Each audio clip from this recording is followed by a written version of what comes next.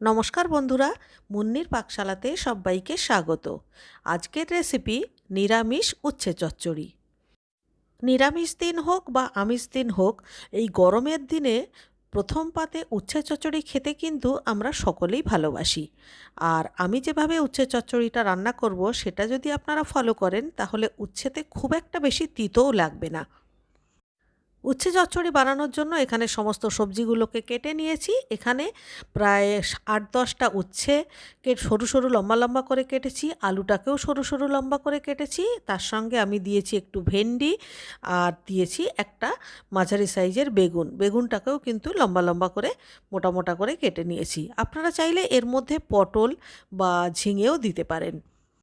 সবার প্রথমে কড়াইতে ১ চামচ মতো সর্ষের তেল দিয়ে দিলাম। এবারে এই তেলের মধ্যে কেটে রাখা উচ্ছেগুলোকে দিয়ে দেব, আর সেই সঙ্গে নুন আর সামান্য একটু হলুদ দিয়ে উচ্ছেগুলোকে খুব ভালো করে ভেজে নেব। উচ্ছেগুলোকে এমনভাবে ভাজতে হবে যাতে করে 80% কুক হয়ে যায়, এবং উচ্ছেটা আমি সেক্ষেত্রে চচ্চড়ির একেবারে লাস্টে মেশাতে পারি। যত কম উচ্ছে জাল করব তত উচ্ছে থেকে তিতোটা কম বেরোবে। উচ্ছে ভাজা নামিয়ে নেওয়ার পর কড়াইতে আবারও ২ চামচ সর্ষের তেল দিয়ে দিলাম। এবারে এর মধ্যে সামান্য একটু পাঁচফোড়ন আর একটা শুকনো লঙ্কা দিয়ে দিলাম, আর সবার প্রথমে কেটে রাখা আলুগুলোকে দিয়ে দিলাম।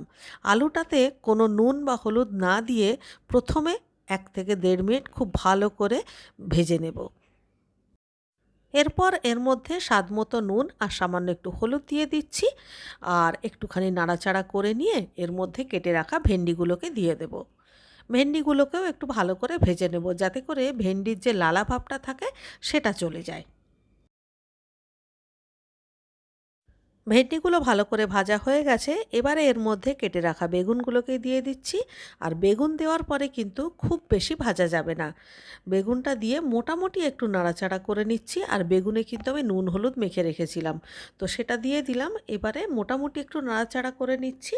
এবারে এর মধ্যে সামান্য একটু মানে হাফ কাপ মতো জল দিয়ে দেবো। এই রান্নাতে সমস্ত সবজিগুলো গোটা গোটা থাকবে, মানে এই চচ্চড়িটা ঠিক ঘাঁটা ঘাঁটা চচ্চড়ি হবে না। সেই জন্যেই হাফ কাপ জল দিয়ে দেব, আর গ্যাসের ফ্লেম একদম লোতে করে দিয়ে ঢাকা দিয়ে ৪ থেকে ৫ মিনিট মতো রান্না করব।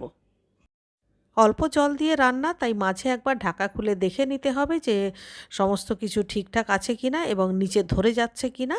তো আরও ২ মিনিট পর এবারে দেখুন ভেন্ডি, আলু, বেগুন সমস্ত কিছু একদম সুসেদ্ধ হয়ে গেছে, আর দেখুন নিচের জলটাও কিন্তু প্রায় টেনে গেছে। এই সময়তে যে ভেজে রাখা উচ্ছেগুলো ছিল সেগুলো দেব। আর উচ্ছে জলের মধ্যে দিয়ে জাল করলে তখন খুব বেশি বেশি তিতো বেরোয়, আর যখনই এরকম শুকনো শুকনো অবস্থায় উচ্ছেগুলো আপনারা দেবেন তখন উচ্ছে থেকে খুব একটা তিতো বেরোবে না। এবারে খুব ভালো করে নাড়াচাড়া করে এবারে আর ঢাকা দেব না, এইভাবেই ২ মিনিট মতো রান্না করব।